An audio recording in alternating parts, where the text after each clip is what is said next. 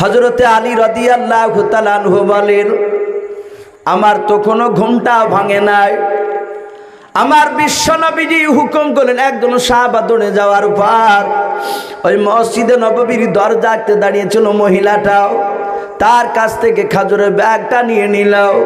আল্লাহর নবী জনাবে মুহাম্মদ রাসূলুল্লাহ সাল্লাল্লাহু তাআলা আলাইহি ওয়াসাল্লামকে দিয়ে দিলেন। নবী আমার খেজুরের ব্যাগটা বাম হাতে বাজে ধরে নিলেন। নেয়ার পর আল্লাহর নবীজির সাহাবা আলী বলেন, রাত্রিবেলা তখন আমার ঘুমটা ভাঙে নাই। আমি ঘুমের ঘরে ঘরে দেখতে লাগলাম স্বপ্নের মাধ্যমে।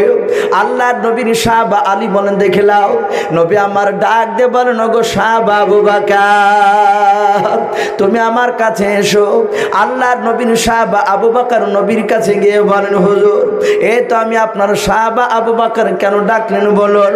আল্লাহর নবী বলেন, ওরে আবু বকর তোমার আব্বার নামটা কি বললাও? আবু বকর বলেন, আমার আব্বার নাম আবু কুহাফা। ডাক দিয়ে নবী বলেন, ওরে আবু কুহাফার বেটা আবু বকর হাতটা বড়, আমি তোমাকে খেজুর দেব, এটা হাদিয়ার খেজুর। আল্লাহর রসুল বাপজি খেজুরের ব্যাগ থেকে বাপজি এক নয় দুই নয় তিন নয় চারটে প্রথমে খেজুর বের করলেন। করার পর আবু বকর হাতে দিয়ে দিলেন, বলেন আবু বকর খেতে না গো। হযরত আবু বকর বাপজি খেজুরটা নিয়ে নিলেন, খেতে বাপজি শুরু করে দিলেন। আল্লাহর নবীজি ডাক দিয়ে বলেন, ওমর তুমি আমার কাছে এসো। আল্লাহর নবীর সাহাবা আলী বলেন, আমি দেখলাম। ওমর কাছে আসার পর বলে, নবী আমি আপনার সাহাবা দাঁড়িয়ে আছে, বলুন কি বলবেন আমাকে। আমার নবী বলেন, ওরে ওমর তাড়াতাড়ি বলো তোমার আব্বার নাম কি বলো। আলী বলছেন, আমি আশ্চর্য হয়ে গেলাম, নবী আমার সব সাহাবার আব্বার নাম জানেন, জানার পর আবার কেন জিজ্ঞাসা করেন। ডাক দিয়ে বলেন, ওরে ওমর তোমার আব্বার নাম কি বলো। ওমর আস্তে করে বলছেন, নবী আমার আব্বার নাম খাত্তাব। বলে, হ্যাঁ। ওরে খাত্তাবের বেটা ওমর হাতখানা তুমি বাড়াও। হযরত আলী বলেন, দেখলাম নবীজির সামনে ওমর ফারুক রাদিয়াল্লাহু তাআলা আনহু হাত বাড়িয়ে দিলেন। আল্লাহ রাসূল ওই ব্যাগের ভিতর থেকে বাবা 5টা খেজুর আপনার বের করে ওমরকে দিয়ে দিলেন। আল্লাহর নবী উসমান গনিকে ডাক দিয়ে বলেন, ওরে উসমান গনি তোমার আব্বার নাম কি বলো। উসমান গনি রাদিয়াল্লাহু তাআলা আনহু বাবা ডাক দিয়ে বলেন, আমার আব্বার নাম আফফান। বলে, আফফানের বেটা উসমান তুমিও 2 হাত বাড়াও। আল্লাহর নবীর সাহাবা হযরত উসমান গনি রাদিয়াল্লাহু তাআলা আনহু বাবা নবীর জামাই হাত ওখানে বাপজি বানিয়ে দিলাম। নবী আমার 6টা বাপজি খেজুর বের করে ওসমান গনির হাতে দিয়ে দিলাম।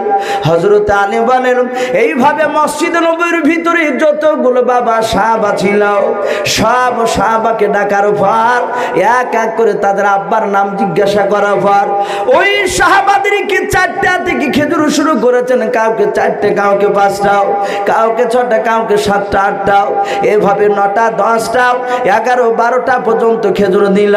হযরত আলী রাদিয়াল্লাহু তাআলা আনহু বলেন, তখন আমার ঘুমটা ভাঙে নাই। হযরত আলী বলেন, সবাই পেয়ে গিয়েছে, শুধু আলী মুর্তজা একাই বাকি আছে। আমি আল্লাহর নবী ডাকেন, ওরে আলী তুমি কাছে এসো। আলী বলেন, সবারই নাই, আমাকেও জিজ্ঞাসা করা হলো, আলী তোমার আব্বার নাম কি বলো। আলী বলছেন, আমি মাথাটা নিচু করে লজ্জায় পড়ে গেলাম, কারণ আমি নবীজির জামাই, নবী ভালো জানেন। আর নবী আমার জানার পর আবার জিজ্ঞাসা করেছেন, আলী তোমার আব্বার নাম কি বলো। আলী বলেন, আমি সাতাতে আর লজ্জা করলাম না। কিছুক্ষণ চুপ করে লজ্জা থাকার পর আর লজ্জা না করে আমি বললাম, আমি আবু তালিবের সন্তান। আল্লাহর নবী জনাবে মুহাম্মদ রাসূলুল্লাহ সাল্লাল্লাহু তাআলা আলাইহি ওয়াসাল্লাম ডাক দিয়ে বলেন, আলী হাত বাড়াও। হযরত আলী মনে মনে চিন্তা করেছেন, মাওলা আমার বিশ্ব নবীজির কলিজার টুকরা বিটি ফাতেমা জোহরা রাদিয়াল্লাহু তাআলা আনহার সাথে আমার বিয়ে হয়েছে। আমি বিশ্ব নবীজির প্রথম নাই ছোট জামাই। আমি আল্লাহর নবীজির সাহাবা আলী মনে মনে ভাবছেন, আমার হাসান হুসাইন 3-4 দিন ধরে খাবার খেতে পায় না, একটু রাসূলুল্লাহ ভালো জানে। আল্লাহ রাসূলের বাপজির নাতি যখন হাসান হুসাইন বাপজি ক্ষুধার তাড়নায় কান্না করতো, মাঝে মাঝে বলতেন, মা আমাকে খাবার দাও। ফাতেমা তো জোহরা রাদিয়াল্লাহু তাআলা আনহা কেঁদে কেঁদে বলতেন, বাবা আমার বাড়িতে 4 দিন ধরে খাবার পাও নাই, খেতে বলে নাও। মা আর সহ্য করতে পারি নাই, বলে যাও বাবা তোমার নানার ঘরে যাও, তোমার নানা কোনো খাবারের ব্যবস্থা করবে। আল্লাহর নবীর কাছে মাঝে মাঝে যেতেন বাবা। কোনো সময় নবীজির বরকতি বাপ যে আপনার জিভখানা বের করে বলতেন, দাদু ভাই আমার জিভটা একটু মুখে দাও। সাহাবা হাসান হুসাইন বলেন কোনো দিন নবীর জিভটা মুখে গেলে আমাদের ক্ষুধা নিবারণ হয়ে যেত। বলুন সুবহানাল্লাহ। আল্লাহর নবীজির বাপজি আলী মনে মনে ভাবছেন 4 দিন 5 দিন করে খাবার হয় না, এটা নবীজি ভালো জানেন। আর সব সাহাবাকে যখন 3টা 4টা নয় 5টা 6টা 7টা 8টা 12টা পর্যন্ত খেজুর দিয়েছে, আমাকে অনেকগুলো খেজুর দেবে তাদের চেয়ে বেশি। হাত ওখানে বাড়িয়েছেন আমার বিশ্ব নবীর জামাই আলী বলেন, ব্যাগে অনেকগুলো খেজুর ছিল, খেজুরও ফোরাই নাই। আমার বিশ্ব নবীর ডান হাতটা দিয়ে বিসমিল্লাহ বলে বাপ যে আবার খেজুর একটা তোলার ভার হযরত আলীর হাতে দিয়ে দিলেন। বলুন সুবহানাল্লাহ। হযরত আলী চিন্তা করছেন যে সবাইকে 4টা 5টা 6টা 8টা 10টা 11টা 12টা পর্যন্ত করে দিল, আর আমাকে একটা দিল। আলী বলছেন আমি লজ্জায় চাইতে পাচ্ছি রে। আমি খেজুরটা নিয়ে চিন্তা করছি হাসান হুসাইনকে কি করে দিব, অধাধিকার দিলে দিব। আমার বিবি ফাতেমা তো জোহরা তো পাবে না, আমিও তো খেতে পাবো না। আমার বিশ্ব নবীর জামাই চিন্তা করছে। নবী বলেন, এই আলী জামাই চিন্তা করো না, তুমি খাজুরটা মুখে নিয়ে তুমি খেতে শুরু করে দাও। আলী দেখলেন আর চিন্তা করা যাবে না, রসুল খেতে বলেছে। আর নবীর কথা যদি অমান্য করি কিয়ামতের ময়দানে জান্নাত যাওয়া যাবে না। সাথে হাতে বাপজি খেজুরটা আলী বলছেন আমি মুখে দিয়ে দিলাম, মুখে দিয়ে চিবাতে শুরু করেছি। আর ওই সময় বাস্তব বাপজি ফজরে মসজিদে নববীর বাপজি ফজরের আজান শুরু হয়েছে, আর সালাতু খায়রুম মিনান নাওম। এতক্ষণ স্বপ্ন দেখছিল, যাহাতে আজান হয়েছে। আলী বলছেন আমার ঘুমটা ভেঙে গেল। আলী বলছেন খোদার কসমিকেরা বলি, আল্লাহর কসমিকেরা বলি, যাহাতে আমার ঘুমটা ভেঙে গেল। আর ওই স্বপ্নে খাজুরটা মুখে দিয়েছিলাম, রাসূলুল্লাহ দিয়েছিলেন। ওই খাজুরের আঠিটা ঘুম থেকে জাগার পর দেখছি আমার মুখের ভিতরে আঠি ভরা আছে বাস্তবে। বলুন সুবহানাল্লাহ। হযরতে আলী বলেন আমি খাজুরের আঠিটাকে একটু যত্ন করে আমি সাইডে ঘরে রেখে দিলাম। রেখে দিয়ে আমি অজু বানালাম। অজু বানিয়ে আমি 2 রাকাত বাড়িতে সুন্নাত ফজর নামাজ পড়লাম। নবীজির বাপজি বেশিরভাগ সাহাবাদের বাপজি আমল ছিল, তারা মসজিদে জামাতে নামাজ পড়তে, কিন্তু নফল সুন্নাত নামাজগুলো তারা বেশিরভাগ বাড়িতে পড়তেন। বলুন আলহামদুলিল্লাহ। বাড়িতে পড়া এটা নবীজির সুন্নাত। রসুল পড়তেন, সাহাবারা পড়তেন। আজ আমাদের দেখেন যদি গ্রামের মৌলবি মাওলানা সাহেব 3-4 দিন যদি মাগরিবের ফরজ নামাজ পড়িয়ে এশার ফরজ নামাজ পড়ে যদি সোজা বাইরে বাড়ি চলে যায় লাইট হাতে করি রে, অমনি সাহেব দোকানে বাপজি 2-3 দিন দেখার পর অমনি সমালোচনা শুরু করবে। ও মৌলবি সাহেব নামাজে ফাঁকি মারে, ও নামাজ পড়ে না, ফরজ পড়ে অমনি বাড়ি চলে যায়। কিন্তু ওই মাওলানা সাহেব যে রাসূলুল্লাহর সুন্নাতকে জিন্দা করার জন্য যে সাহাবাদের আমলিটা দেখেছে হাদিসে, বাড়িতে গিয়ে সুন্নাত নফলগুলো পড়ে, এগুলো বাপজার লক্ষ্য করে না। এই জন্য অনেক মাওলানা সাহেব বাপজি লোকে কি বলবো বলে বাপজি বাড়িতেও সে পড়তে চায় না। সাহাবা বলেন আমি অজু করে 2 রাকাত সুন্নাত নামাজ পড়েছি। আলী বলছে আমি কারোর সাথে কথা বলি নাই, কারোর সাথে দেখা হয় নাই, আমি নামাজ পড়ে আমি দৌড়াচ্ছি মসজিদে নববীতে নামাজ পড়ার জন্য।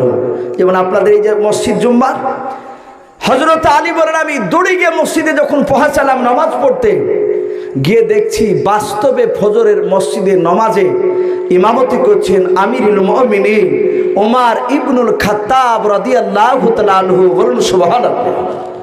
আর স্বপ্নে কে ইমামতি করছিলেন? রাসূলুল্লাহ। রাতে ওই রাতে স্বপ্নে আলী বলছেন আমি ওখানে দেখেছি নবীকে ইমামতি করতে। আর বাস্তবে বাপজি ঘুম থেকে জাগার পর ফজরের নামাজে ইমামতি কে করেন একটু জোরে বলে? ওমর, বাদশাহ ওমর। আলী বলছেন আমি উমারের পেছনে ইক্তাদে দিয়ে দাঁড়িয়ে গেলাম, আমি নামাজ উমারের পেছনে পড়তে লাগলাম। ওমর ফারুক রাদিয়াল্লাহু তাআলা আনহু তিনি ডান দিকে বাম দিকে সালাম ফিরলেন, দোয়া পড়তে লাগলেন। দোয়ার শেষে দেখলাম ওই মসজিদে নববীর দরজাতে দেখছি একটা বাস্তবে মহিলা, স্বপ্নে নয়, মহিলা চিৎকার করে ওমরকে ডাকছেন, ওগো আমিরুল মুমিনিন ওমর, ওগো বাদশা নামদার, আমার বাগানের নতুন খেজুর আমি আপনাদেরকে হাদিয়া করতেছি, আপনি নেন, আপনি খান, আপনার সাথী ভাইদেরকে ভাগ করে তাদেরকে নিয়ে খাওয়ান। বলুন আলহামদুলিল্লাহ। হযরত আলী বলেন আমি আশ্চর্য হয়ে গেলাম, আমি ওইভাবে তো একটা মেয়েকে স্বপ্নে দেখেছি রাসূলুল্লাহকে ডাকতে, আর ঘুম থেকে জাগার পর ওই মেয়েটা বাস্তবে ডাকছে হযরত ওমরকে। আলী বলেন আমি চুপচাপ দেখতে লাগলাম। ওমর ফারুক রাদিয়াল্লাহু তাআলা আনহু বাবা একজন সাহাবার মারফতে বাবা খেজুরের ব্যাগটা কাছে নিয়ে আসলেন, হাতে ধরাও পাহাড়। আলী বলছেন আমি দেখলাম যেভাবে নবীজি খেজুর ভাগ করেছিলেন, হযরত আলী বলেন আমি স্বপ্নের মাধ্যমে যেভাবে দেখেছি আল্লাহর নবী যেভাবে খেজুরগুলো ভাগ করেছিলেন বাবা, কোন সাহাবাকে বাপজি নবী দেখেছে 4টা দিয়েছে, 5টা দিয়েছে, 8টা 9টা 10টা 11টা 12টা পর্যন্ত দিয়েছে। আলী বলেন দেখলাম ওমর ওইভাবে এক একটা সাহাবাকে ডাকছেন আর নাম জিজ্ঞাসা করেছেন, আর 4টা 5টা 8টা এইভাবে খেজুর দিতে দিতে দিতে দিতে বাবা সব সাহাবাকে দিয়ে ফেলল। আলী বলছেন এবার শুধু আমি একাই বাকি আছি। ওমর ডাক দিয়ে বলেন আলী কাছে এসো। আলী তুমি হাত বাড়াও। হযরত আলী বলে মনে চিন্তা করেছেন নবীজি স্বপ্নের মাধ্যমে একটা খেজুর দিয়েছিলেন আমাকে, ওমর যদি আমাকে একটা যদি খেজুর দেয় আমি নবীর কাছে লজ্জা চাইতে পারি নাই, কিন্তু ওমরকে লজ্জা করব না। আমি ওমরের সাথে অনেক সময় আমি খেলাধুলা করেছি, ওমরকে নিয়ে আমি বেঈমানের বিরুদ্ধে ওমরের সাথে যুদ্ধ করেছি। হযরত আলী বলেন আমি লজ্জা করব না। আল্লাহর নবীর সাহাবা ওমর বলছেন আলী হাত বাড়াও। আলী বলেন আমি এভাবে 2 হাত বানিয়ে দিলাম। বিশ্বনবী জনাবে মুহাম্মদ রাসূলুল্লাহ সাল্লাল্লাহু তাআলা আলাইহি ওয়াসাল্লামের সাহাবা ওমর খেজুরের বাগ থেকে বাবজি অনেকগুলো খেজুর ছিল, মাত্র একটা খেজুর তুলে বাবা আলীর হাতে নিয়ে দিলেন। বলুন সুবহানাল্লাহ। একটা খেজুর। আলী চিন্তা করছে রাতেও স্বপ্নে একটা, এখনো একটা। আলী ডাক দিয়ে বলছেন ভাই বাদশাহ এই একটা খেজুর দিলেন কেন? সবাইকে 4টা 5টা 8টা 9টা 10টা করে দিলে, আর 2-3টা দেন। ওমর মুচকে হাসি দিয়ে বলছেন আলী রাত্রিবেলা রাসূলুল্লাহ তোমাকে কটা খেজুর দিয়েছিল? জোরে বলুন সুবহানাল্লাহ। হযরতে আলী অবাক যে আমার কথা জানলো কি করে? আমি তো আজান শুনে খেজুরের আঠিটাকে বের করে রেখে দিয়ে অজু করে 2 রাকাত নামাজ পড়ে সে জামাতে শরীক হয়েছে। ওমর মুচকে মুচকে হাসছেন আর বলছেন ওরে আলী রাত্রিবেলা রাসূল তোমাকে একটা খেজুর দিয়েছে, নবী যদি তোমাকে 2টো দিতে আমি ওমর আমি তোমাকে আজকে 2টো দিতাম। বলুন আলহামদুলিল্লাহ। হযরত ওমর ফারুক রাদিয়াল্লাহু তাআলা আনহু তিনি তাসাউফের তিনি সম্রাট ছিলেন। বলুন আলহামদুলিল্লাহ। মহান রব্বুল আলামিন হযরত ওমরকে বাবজি খেজুরের ব্যাপারটা জানিয়ে দিয়েছিলেন। ভাই সেই ছিল ওমর, তিনি এত বড় দাবি, তিনিও বাবজি দোয়া চেয়েছে। মুফতি সাহেব খুব মূল্যবান কথা বাবজি দোয়া সম্পর্কে কথা উনি আলোচনা করছিলেন, মনে হচ্ছিল যে আরও কিছু আলোচনা করুক শুনি, কিন্তু ভাই যাই হোক প্রচণ্ড গরমে রাত্রি প্রায় 11টা বাবজি আপনার বাড়তে চললো। আমরা সকলেই বাবজি দোয়ার আশায় বসে আছি। মুফতি সাহেব বলছিলেন আমাদের এই গ্রামের সমস্ত আপনার যারা দিয়েছেন আপনার ছেলেরা এই যে দোয়ার মজলিস, উদ্দেশ্য হচ্ছে বাবজি এই গ্রামের কারো আব্বা কারো মা কারো দাদা কারো দাদি কারো ছেলে কারো সন্তান বাবজি আপনার অনেকের আত্মীয় স্বজন চলে গেছে কবরে, তারা অন্ধকার বাবজি কবরে বাবজি তারা শুয়ে আছে। ভাই কবরে যদি আপনার আব্বা শুয়ে থাকে, আপনি যদি বাপের কবরটা জিয়ারত করতে যান, আপনার আব্বার পাশে যে মায়েরটা শুয়ে থাকে সে আফসোস করে যে আমার সন্তান যদি থাকতো তাহলে সেইভাবে হয়তো এর মতো যদি দোয়া করতো। তাই ভাই এই দোয়ার জন্য বাবজি এই মজলিসটা আপনারা আয়োজন করেছেন, খাস করে দোয়া হবে। যারা হয়তো আমরা এদিক থেকে এখনও দাঁড়িয়ে আছি অনুরোধ করব ভাই দাঁড়িয়ে না থেকে একটু আমরা দোয়ার মজলিসে একটু শরীক হয়ে যাব। আমরা প্রতিটা বাবজি ভাইদেরকে বলবো, মা বোনেরা পর্দার আড়াল থেকে যে কথাগুলো শুনছেন আমরা সকলে 5 ওয়াক্ত নামাজ পড়বো। বলুন ইনশাআল্লাহ, বলুন ইনশাআল্লাহ। ভাই বর্তমান কিয়ামতের আলামত শুরু হয়ে গিয়েছে। আজ সামান্য বাবজি, আজ সামান্য কিছু স্বার্থের কারণে, আজ আমরা কিছু স্বার্থের কারণে বাবা আজ মানুষ মানুষকে জবাই করে ফেলছে, ঈমান দুর্বল হয়ে গিয়েছে। নবী বলেছেন এটা একটা কিয়ামতের আলামত। কিয়ামতের আগে মানুষ মানুষকে জবাই করবে, তাদের বুকে ব্যথা হবে না।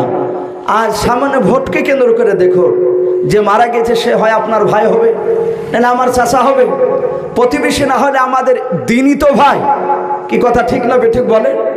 গোটা পৃথিবীর যত মুসলমান বাপ যে আছে সকলেই আমাদের হচ্ছে কলেমাওয়ালা ভাই। বলুন আলহামদুলিল্লাহ।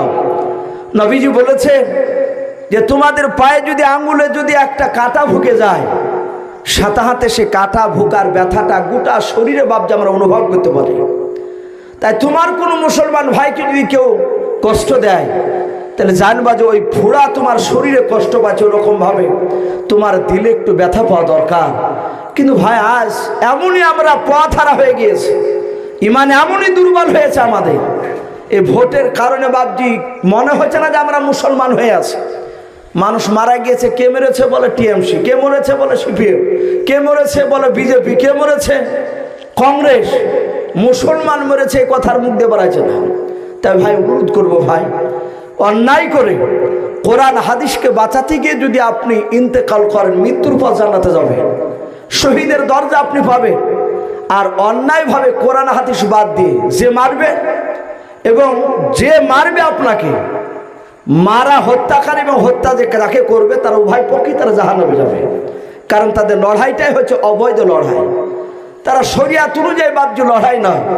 তাই প্রতিটা বাপজি ভাইদেরকে বলবো ভাই, কিছু টাকার লোভে পড়ে আমরা কারোর শরীরে বাপজি আঘাত করতে যাব না ভাই। আমরা ইমানের দিকে একটু লক্ষ্য রাখবো। হ্যাঁ, ভোট আমরা দিচ্ছি, যাকে ভালো লাগবে তাকে দিচ্ছি, কিন্তু বাপজি আমরা মারামারি করতে যাব না। বিশ্ব নবী জনাবে মোহাম্মদ রাসূলুল্লাহ সাল্লাল্লাহু তাআলা আলাইহি ওয়াসাল্লাম নবীজি বাপজি আপনার 5 ওয়াক্ত নামাজের কথা বলেছে। যেখানে যুবক ছেলেরা যারা দোয়ার মজলিস দিয়েছে ভাই, যারা আলোচনা করেছেন এখানে দোয়ার মজলিস, তারা কি আছেন ভাই? একটু হাত তুলুন তো যুবক ছেলেরা যারা এখানে দোয়ার মজলিস দিয়েছে। এই কয়েকজন আরো আছেন, অনেকে তো হাত উঠাচ্ছেন না ভাই। আমি একটু শুনেছি, এখানে বলে নাই, প্রায় জায়গাতে দেখা যায়। আমি গত আপনার যে করোনা হলো না, এই করোনার পরপরই একটা জালসা হয়েছিল বাপজি আপনার এই নদিয়া, আপনার ওই রাধানগর ঘাটের ওই ফলে। তো যাই হোক, ওখানে বাপজি আপনার জালসাতে মাগরিবের সময় পৌঁছাচ্ছি। আমি বললাম ভাই নমাজ পড়বো, একটু মসজিদটা নিয়ে চলো। তো বললো ভাই চলে।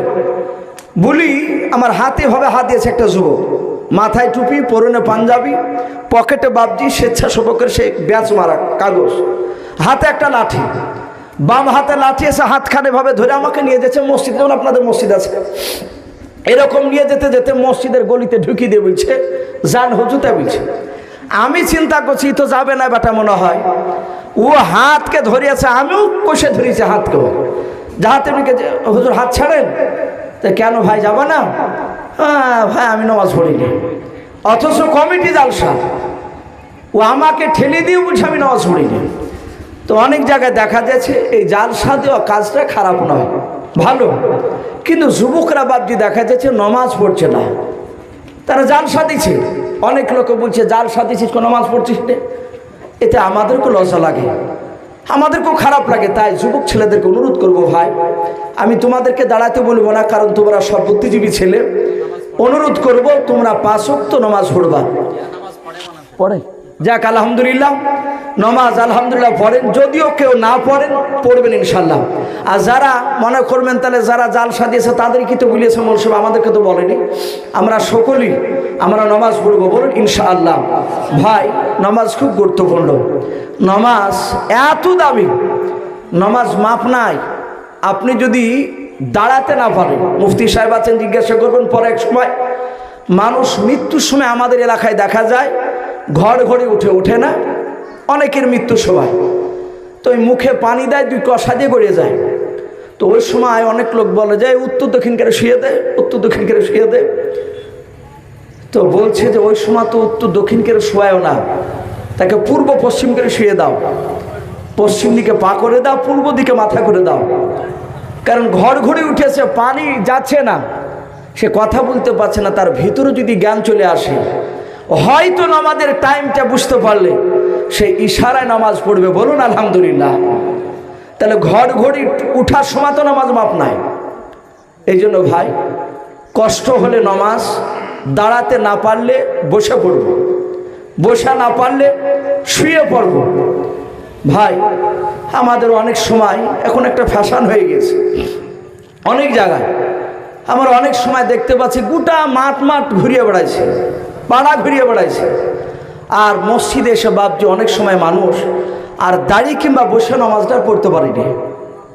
তখন অনেক রকমের ভাবছি আমরা সিস্টেম বের করে নামাজ পড়ি। অনুরোধ করব ভাই, আমরা না পারলে দাঁড়াতে, না পারলে বসবো, বসে না পারলে শুয়ে পড়ব। এবার শুয়ে পড়ে আপনাকে যে মসজিদে যেতে হবে তার কোনো মানে নয়। অসুবিধা হলে আপনি বাড়িতে বসে পড়ো। এটা আমাদের বিরাট শুকরিয়া। মুসা আলাইহিস সালামের জামানায় একটা নির্ধারিত জায়গা ছিল, মানুষ নামাজ পড়তো সেই জায়গা, নির্ধারিত জায়গা ছাড়া কোথাও হতো না নামাজ। সে 100 কিলোমিটার 500 কিলোমিটার দূর লোক হেঁটে গিয়ে সেখানে নামাজ পড়তো। আলহামদুলিল্লাহ, আমার বিশ্বনবীর জামানাতে আমার আল্লাহ এমনই আইন চালু করে দিয়েছে যে আমার বিশ্বনবী রহমাতুল লিল আলামিন তিনি বলে গিয়েছেন যে গোটা পৃথিবীতে নামাজ হবে। বলুন আলহামদুলিল্লাহ। আপনি ঘাটে আসেন, পাড় জাগ দিচ্ছেন, পাট টাইম হয়ে গেছে, কাদা পানি, আপনি পাটের জাগের উপর দাঁড়িয়ে নামাজ পড়তে লাগে। আলে আপনি দাঁড়িয়ে নামাজ পড়ে, নামাজ হবে না বলবে কেউ? বলে হ্যাঁ, কিন্তু জামাতে নামাজ পড়লে বাপজি তার সব বেশি। নবী বলেছেন জামাতে নামাজ পড়লে, বাড়িতে নামাজ পড়লে রাকাত পিছু 1 টাকার নাকি, আর বাড়িতে ওই রাকাতটা বাদ দিয়ে যদি মসজিদে পড়ে রাকাত পিছু 27 টাকার নাকি পাবেন। বলুন আলহামদুলিল্লাহ। হুজুর আপনি খেলেন, আমি খাবো না। 27 টাকা করে নাকি পাওয়া যাবে। তা আমরা চেষ্টা করব বেটা ছেলেরা মসজিদে গিয়ে নামাজ পড়া। বলুন ইনশাআল্লাহ, বলুন ইনশাআল্লাহ। নতুন এলাকা চালু হচ্ছে বাপজি, মেয়ে ছেলে মসজিদে নিয়ে যাচ্ছে, কিছু চালু হয়ে যাচ্ছে যে মেয়ে ছেলে নিয়ে গিয়ে বাপজি বেটা ছেলের ওই মসজিদে গিয়ে নামাজ পড়ছে। একটা কাপড় দিচ্ছে, কাপড় টাঙিয়ে দিয়ে নামাজ পড়ছে। অনেক লোক বলা বলে করছে ভাই রুকুতে যে কাপড় তুলে বা তাকাচ্ছে, এ বাস্তব কথা বলছে। এরকম কথা এসে বলছে ওর ভিতর থেকে নামাজ পড়ে এসে। এই জন্য মা বোনাদেরকে আমরা মসজিদে যেতে নিষেধ করব, আর তাদেরকে বাড়িতে নামাজ পড়তে বলবো। বলুন ইনশাআল্লাহ। আর ছেলেরা আমরা মসজিদে গিয়ে নামাজ পড়বো। আল্লাহ যেন আমাদের সকলকে জানুন নামাজ পড়ার তৌফিক দান করুন। বলুন আল্লাহুম্মা আমিন, আল্লাহুম্মা আমিন। ভাই, আমল অনেক আছে। আমরা নামাজ, এই যে দোয়া নিয়ে যে ঝামেলা হয়েছে, আমি আপনাদেরকে অনুরোধ করবো ভাই রাগ করবেন না, আর দোয়া নিয়ে বাপটি ঝামেলা করতে যাবেন না। কেউ ধরেন যদি 5 ওয়াক্ত নামাজ, ফরজ নামাজের পর যদি দোয়া না করে, তার সাথে ঝামেলা করতে যাবেন না। সালাম ফিরলো, নামাজ তার কাজ কমপ্লিট হয়ে গেল।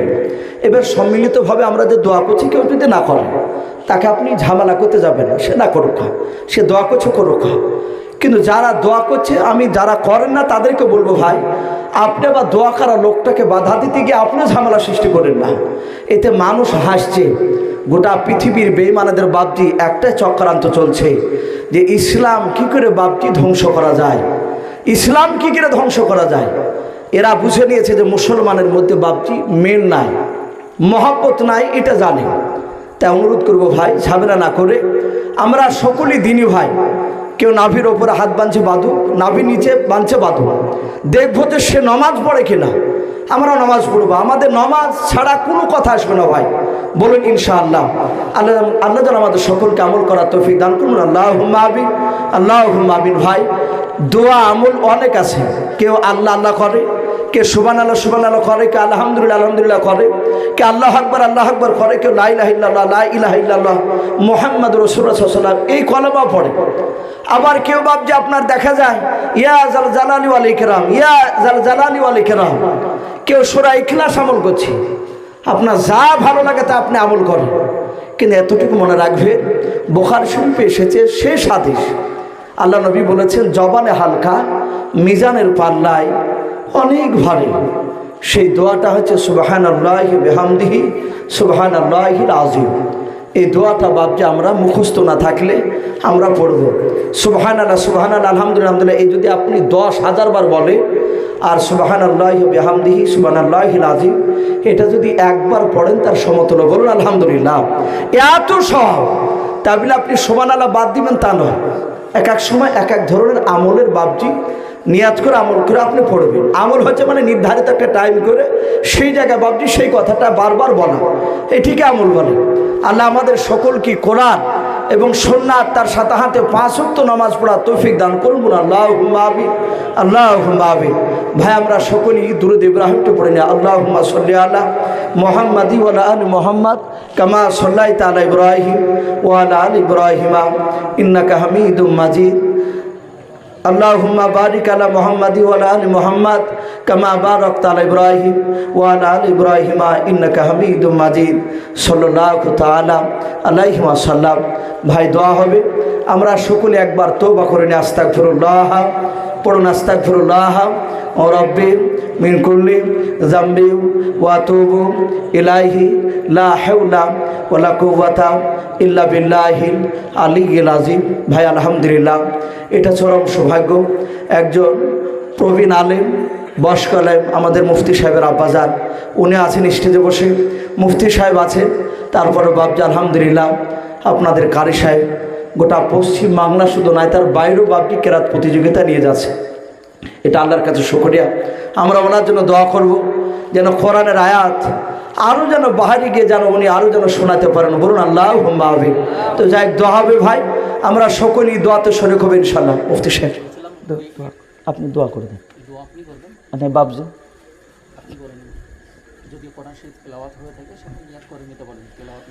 হ্যাঁ যাক, অনেক সময়তে দোয়ার মজলিসে দেখা যায় কেউ 4টা 5টা এভাবে খতম কোরআন পড়ে, বলে যে আমরা ওই দোয়াতে দিব জালসায়। তা মা বোনদেরকে বলবো, মা বোন যদি আপনারা কোরআন খতম করে থাকেন এখানে বলতে আসতে হবে, এটা জরুরি নয়।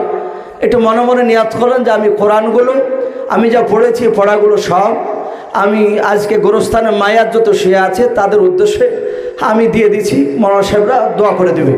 বাবজি ভাই আপনাদের কাছেও যদি থাকে ইনশাআল্লাহ মনে মনে নিয়াত করবেন। আমরা হাত তুলে দোয়া করি। আল্লাহুম্মা আমিন। আলহামদুলিল্লাহি রাব্বিল আলামিন ওয়াল আকিবাতু লিল মুত্তাকিন ওয়াসসালাতু ওয়াসসালামু আলা রাসূলিল আমিন। রব্বানা যালামনা আনফুসানা ওয়া ইল্লাম তাগফির লানা ওয়া তারহামনা লানাকুনান্না মিনাল খাসিরিন। রব্বানা লা তুযিগ কুলুবানা বা'দা ইয হাদাইতানা ওয়া হাব লানা মিন লাদুনকা রাহমা ইন্নাকা আনতাল ওয়াহ্হাব। আয় আল্লাহ, রাত্রি 11টা পার হতে চলল রে মাওলা রব্বুল আলামিন। তোমার ইমানদার বান্দা বান্দিরাও ছোট ছোট মাসুম বাচ্চা ছেলেরা পর্যন্ত মাওলাও তারা আরামের বিছানাকে ত্যাগ করে মাওলাও আয় আল্লাহ প্রচণ্ড গরমে রাত্রিতে আয় আল্লাহ চাতক পাখি না চেয়েছে তোমার নবীর কথাগুলো, তোমার নবীর সাহাবার কথাগুলো শুনছিল রে মাওলাও। আয় আল্লাহ, আয় আল্লাহ আমি গুনাহগার খাকসার নাদান তোমার বান্দাও রব্বুল আলামিন। আয় আল্লাহ ক্ষুদ্র জ্ঞানে টোটাফোটা জবান নিয়ে আয় আল্লাহ কোরআন হাদিসের কথা আলোচনা করেছি রে মহলাও, নবীর কথা সাহাবার কথা আলোচনা করেছি। আয় আল্লাহ আলোচনা করতে গিয়ে যদি ভুল হয়ে যায় মহলা ক্ষমা করে দিয়ে আমার আলোচনা তুমি কবুল করে নাও। আয় আল্লাহ আমার পূর্বে মুফতি সাহেব আলোচনা করেছে, আয় আল্লাহ এশার নামাজের পূর্বে এই মহল্লার ইমাম সাহেব কিছুক্ষণ আলোচনা করেছে রে মহল্লাও।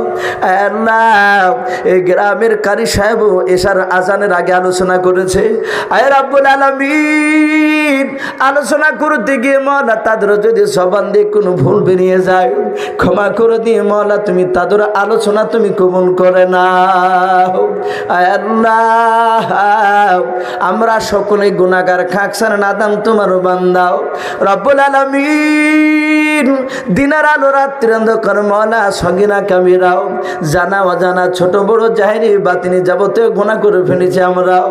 আয় আল্লাহ তুমি আমাদের সকলের জীবনের যাবতীয় গুনাহগুলো তুমি মাফ করে দাও রব্বুল আলামিন। আয় আল্লাহ আজকে পবিত্র এই দোয়ার মজলিস তুমি কবুল করে নাও।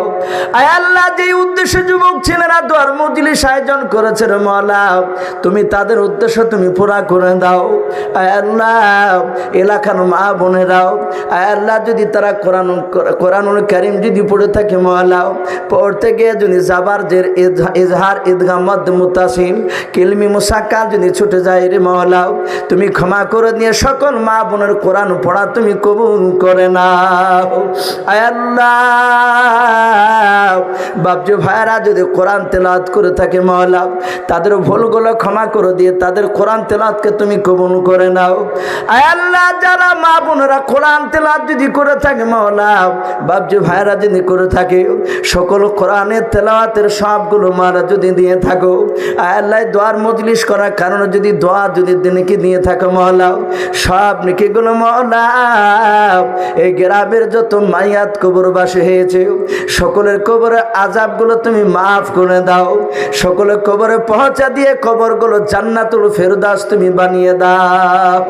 আয় আল্লাহ দেখো তোমার বান্দারা আমিন আমিন করেছে মওলা, তোমার বান্দিরা আমিন আমিন করেছে মওলা। কার আব্বা নাই মা নাই, মাহফিল অনেক তোমার বান্দা বান্দি রয়েছে। আয় আল্লাহ যাদের বাপ মা নাই রে মওলা, তারা বড় পৃথিবীর মধ্যে বড় কাঙ্গাল। আয় আল্লাহ যাদের আব্বা মা নাই, তুমি তাদের আব্বা মার কবরের আযাবগুলো তুমি মাফ করে দাও। আয় আল্লাহ তাদের আব্বা মার কবরগুলো জান্নাতুল ফেরদাউস বানিয়ে দাও। আয় আল্লাহ আমাদের কার দাদা দাদি নানা নানি, কার ছেলে কার মেয়ে কার নাতি কার নাতনি আয় আল্লাহ চলে গিয়েছে, তুমি সকলের কবরের আযাবগুলো তুমি মাফ করে দিও। কবরগুলো জান্নাতুল ফেরদাউস তুমি বানিয়ে দাও।